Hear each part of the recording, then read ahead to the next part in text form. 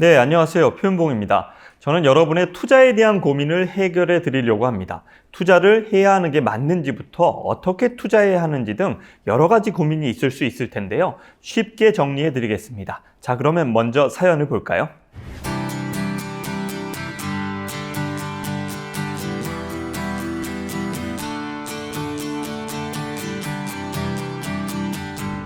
부모님들 사연 중에 주식 투자를 통한 손해 얘기는 꼭 빠지지 않는 레파토리인 것 같습니다. 과거 그런 경험을 한 번쯤은 다 해보셨다는 얘기죠.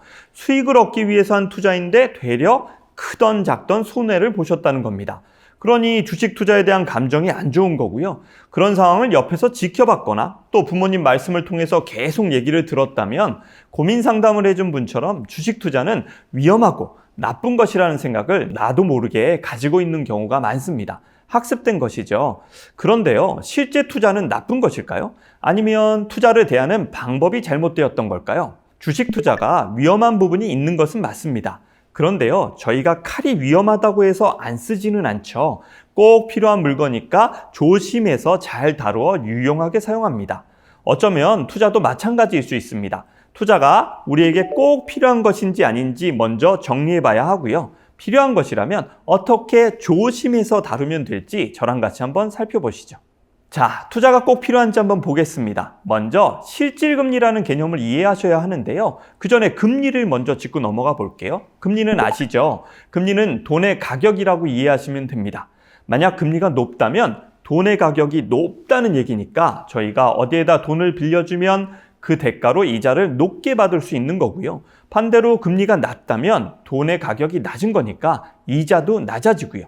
지금 시대를 저금리 시대라고 하죠. 바로 이런 상황인 겁니다. 우리나라 금리에 대한 기준이 되는 한국은행 기준금리 추이를 저희가 한번 살펴볼까요? 표에서 보듯이 우리나라 금리는 수년째 저금리를 유지하고 있습니다. 옛날 분들이 한번 생각하시기엔 진짜 돈 모으는 재미가 없다고 얘기들 많이 하세요. 왜냐하면 옛날은 저축을 하면 이자가 쑥쑥쑥쑥 불어서 돈 모으는 재미가 있었는데 요새는 그런 세상이 아니라는 거죠. 저희는 지금 그런 저금리 시대를 살고 있습니다. 자, 다시 돌아와서 실질금리를 아셔야 한다고 말씀드렸잖아요. 실질금리는 이 금리에서 물가를 저희가 뺀 겁니다. 자, 그러면 돈의 실질적인 가격이 될 텐데요.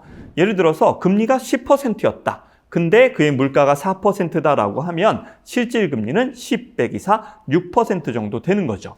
그런데 여러분 부모님이 경제활동을 하셨던 1995년으로 한번 가보면요. 그때 당시에 실질금리는 무려 9%나 됐습니다. 어떻죠? 그래서 저희가 저축만 하더라도 미래 준비나 이런 게 다 가능한 시대였다라고 얘기를 드리고요. 그래서 저축의 시대다라고 얘기를 합니다. 근데 여러분들이 경제활동하는 지금 2021년에는 실질금리가 어느 정도냐면 꼴랑 1%밖에 안 됩니다. 금리 얻은 거에 물가 빼고 나면 1% 수익밖에 안 난다는 거죠. 거기다가 정부가 발표하는 물가 수준에서는 이 정도인데요. 저희가 체감하는 물가를 고려하면 실질금리가 마이너스다라는 얘기도 곧잘 하곤 합니다. 자, 이런 시대는 어떻게 해야 될까요? 내 돈을 일시켜야 됩니다. 돈을 일시킨다는 게 어떤 의미인지 한번 살펴볼게요. 자, 여러분 수중에 만약 100만 원이 있다고 가정을 해볼게요. 이 돈을 어디다 맡겨서 일시킬까요? 첫 번째, 만약에 이걸 금고에 맡긴다라고 하면 이 돈은 일하는 건가요? 네, 1년 후에 찾았어도 그대로 100만 원이 있을 테니까 보통 일하지 않는다라고도 얘기하십니다. 자, 그러면 이 돈을요, 이젠 금고에 맡기진 않고요. 예금을 한번 해보겠습니다. 저희가 잘 찾아서 한 2%짜리 예금 상품에 가입을 했다라고 가정을 할게요. 그럼 1년 후에 저희는 얼마를 돌려받죠? 2% 이자가 붙으니까 102만 원을 돌려받게 될 겁니다. 자, 그때서 여러분이 고려하셔야 될 건 뭐냐면 바로 저희가 얘기했던 물가입니다. 물가를 얘기하기 전에 보통 재테크를 얘기하면 복리가 중요하다 이런 얘기들 많이 하잖아요. 복리가 뭔가요? 맞습니다. 이자에 이자를 붙여서 돈이 불어나는 걸 복리라고 하죠. 반대되는 개념으로는 달리 이자에는 이자가 붙지 않고 원금에만 계속 이자가 붙어나가는 걸 달리라고 합니다. 그래서 복리로 돈을 불려나가야 된다라고 얘기했는데요. 조금 전에 저희가 계속 얘기하고 있는 이 물가는 복리 구조일까요? 아닐까요? 물가가 복리구조? 무슨 얘기인가 싶으실 수 있는데요. 한번 생각해 보세요. 10,000원짜리 물건이 있습니다. 근데 저희가 평균적인 물가 상승률 한 2%라고 보면 내년에 얘는 1,200원을 줘야 살 수 있습니다. 근데 그 다음에도 2%로 오른다라고 치면 1,200원에서 오르나요? 아니면 200원 떼고 다시 10,000원에서 오르나요? 맞죠? 1,200원에서 오르죠. 그러니까 물가도 복리구조를 갖고 있는 겁니다. 자, 그러면 예금이 2%인데 복리구조로 돌아가고, 제가 사야 될 물건도 2% 물가 상승률에서 복리구조로 돌아간다면 둘은 어떤 모습이죠? 똑같은 가치를 유지해주는 역할을 하고 있는 겁니다. 요 정도만 일해도 일하는 거라고 볼 수 있을까요, 돈이? 만약에 그 정도만 일해도 내가 미래 준비하는데 전혀 문제가 없다라는 분은 그 정도 일시켜도 됩니다. 근데 그렇지 않다면 어떻게 더 일시켜야 이런 부분을 해결할 수 있을까라는 고민을 하셔야 되는 거죠. 여러분 부모님이 경제성 활동하셨을 저축의 시대에는 이런 고민이 따로 필요 없었죠. 저축을 통해서도 물가 이상의 수익을 내는 실질금리가 높았던 시절이니까요. 지금은 그렇지 않다. 이런 부분을 고려해야 된다라고 얘기 드렸습니다. 자, 근데 물가가 중요하다라고 말씀드렸는데요. 진짜 중요한지 저희가 아주 대표적인 거 2개만 한번 볼까요? 먼저 짜장면 가격입니다. 짜장면 가격을 보니까요. 과거 한 20년간 얼마나 올렸나 봤더니 한 1.87배가 올랐대요. 그리고 여러분 지금도 즐겨 먹으시는 새우깡, 이거 되게 오래된 과자인데요. 이 과자는 과거 20년간 약 한 2.6배 가격이 올랐습니다. 연으로 따지면 짜장면은 매년 한 3.1%씩 물가 상승을 했고요. 새우깡은 4.6%로 올랐다고 하네요. 그러니까 저희가 미래에도 잘 쓰고 살려면 이런 물가 상승률을 감안한 투자가 필요한 게 자명하겠죠. 자, 저희가 그러면 이제 금고에도 넣어도 별답이 없고 예금도 별답이 없는 세상을 살고 있다는 게 정리가 됐습니다. 그러면 물가 상승률 이상의 수익을 올려낼 대상이 뭐냐? 그게 바로 투자가 된다라는 겁니다. 투자와 함께 일해서 우린 평생 동안 일하진 않잖아요. 그러니까 우리가 일하는 동안 투자와 함께 열심히 일해서 내 돈도 같이 일하게 만들어서 미래 자산을 만들어내야 되는 그런 시대를 저희는 살고 있다는 걸 이해하고 계셔야 된다는 거죠. 자, 근데 그래야 되는 투자인데요. 왜 우리 부모님께는 실망만 안겨졌을까요? 과거 주식시장의 흐름을 한번 살펴볼게요. 자, 이렇게 코스피 지수의 흐름을 한번 살펴보시면 어떠세요? 쭉 상승했죠. 근데 그렇지만 그냥 상승하지 않고 오르고 내리고를 반복하면서 상승을 했습니다. 자, 그러면 우리 부모님들은 왜 이런 시장에서 상승에 대한 이익보다는 손해가 훨씬 더 크셨을까요? 뻔하죠. 올랐을 때 샀다가 떨어질 때 파시고 올랐을 때 샀다가 떨어졌을 때 파셨다는 걸 반복하셨다는 거예요.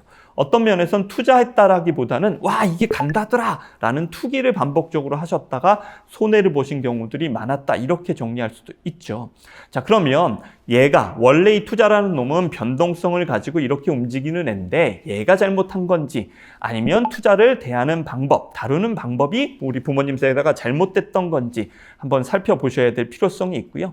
앞으로 그러면 이런 투자를 어떻게 다뤄야 우리가 미래 자산을 만드는 투자의 필요성에 대한 부분을 살펴봐야 되는 게 필요한 요소다라고 정리해서 말씀드릴 수 있습니다.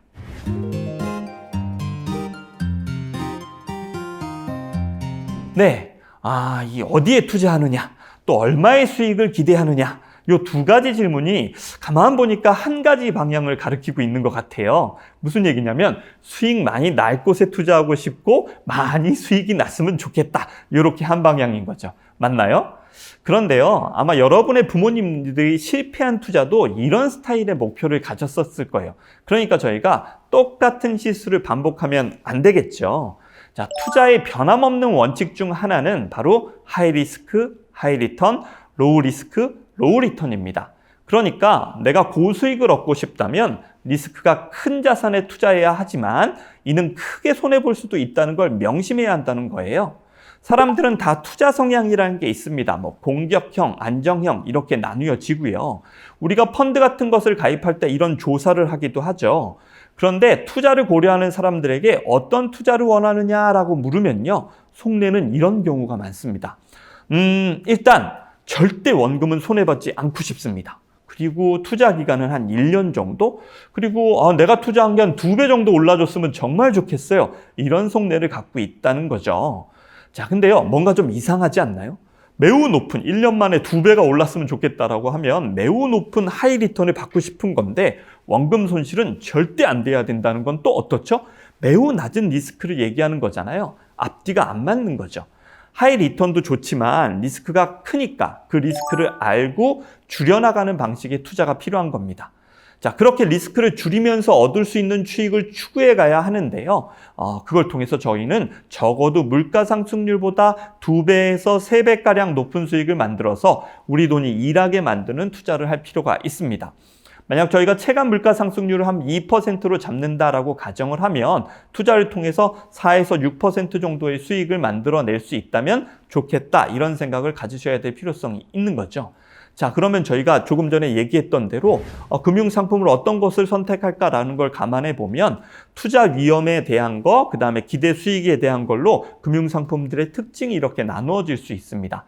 첫 번째, 은행 정기예금 같은 상품, 저희가 쉽게 접할 수 있는 상품을 보면 투자 위험이 상당히 낮죠. 그러니까 기대 수익도 낮은 저희는 저금리 시대를 살고 있다고 말씀드렸고, 은행 정기예금에서 벗어나서 저희가 은행 정기예금이라는 건 우리는 돈을 맡기면 은행이 뭐 나라든 회사든 그 돈을 빌려주고 그에 따른 이자 중에 일정 부분을 저희가 받는 거라면, 저희가 직접 나라든 회사든에 빌려준다는 게 국공채나 뭐 채권형 펀드 이런 거에 투자하는 게 되겠죠. 그러면 저희가 빌려준 기업이나 뭐 나라가 망할 일은 크게 없겠죠. 뭐 이런 부분들이 망하면 그 돈을 떼일 수도 있으니까 약간의 투자 위험을 지게 되는 거고, 그에 따른 수익을 좀 더 받아가는 그림입니다. 그 다음에 주식에 투자, 주식형 펀드에 투자하거나 주식에 직접 투자한다라는 개념은 투자 위험이 훨씬 더 손해볼 위험들이 높아지니까 그에 따라서 기대 수익도 높아지는 그런 그림을 갖고 있는 거죠. 자, 이렇게 투자 위험이 얼마나 있는지 알고 그거에 따른 기대 수익에 따라서 우리가 어떻게 투자해야 되는지 고민해 봐야 되는 겁니다. 만약에 최근에 뭐 많이 얘기되고 있는 금에 투자한다, 아니면 뭐 가상화폐에 투자한다, 그런 것들에도 다 투자 위험이 있겠죠. 그 투자 위험의 크기만큼 기대 수익을 감안했었을 때 저희가 봤던 이 그래프상에서 어느 정도에 위치하는 건가라는 부분도 고려해 보셔야 되겠죠. 자, 이런 상품들을 어떻게 투자해서 우리가 투자 위험을 줄이면서 원하는 수익을 얻을 수 있을지 생각해 봐야 되는 겁니다. 어떤 투자를 해야 하고 주의할 점은 무엇인지는 저희가 다음 시간에 또 내용을 나눠보도록 하도록 하겠습니다. 자, 이제 한번 정리를 좀 해봅시다. 예금 자산과 투자 자산 중에 무엇이 더 위험 자산일까요? 이론적으로는요, 리스크, 저희가 얘기했던 리스크란 건 뭐죠? 오르고 내릴 수 있는 변동성이잖아요. 주식 자산에 대해서 수익이 날 걸 기대를 하지만 손해를 보실 수도 있는 거니까요. 변동성이 없는 자산을 저희가 보통 무위험 자산이라고 얘기합니다. 대표적으로 예금 같은 게 위험 자산, 무위험 자산이 되겠죠. 근데 저희는 뭘 하나 또 고려해 봤죠? 지금 저희가 살고 있는 저금리 시대에서 물가 상승률을 감안할 때 더 이상 일하지 않는 자산, 즉 무위험 자산이 무위험이 아닌 자산이 된다라는 얘기를 드렸습니다. 그렇게 안전한 자산에만 넣어놨더니 내가 미래에 쓸 돈을 못 만들어내더라라는 거죠. 자, 그래서 나랑 같이 일하는 자산을 만들어내기 위해서는 투자라는 걸 고려해야 되는 세상인 걸 저희가 살펴봤고요. 이를 인지하시고 난 다음에 위험 자산인 투자 상품에 대해서 인지를 하고, 그 다음에 본인의 계획과 성향에 맞춰서 투자를 하고, 이때 발생하는 위험을 줄이면서 수익을 만들어가는 방안을 고려해야 되는 게 저금리 시대를 살고 있는 여러분과 제가 함께 해결해 나가야 될 이슈가 됩니다. 자, 이런 방법에 대해서는 저희가 다음 시간에 더 구체적으로 얘기 나눠보도록 하겠습니다. 수고하셨습니다.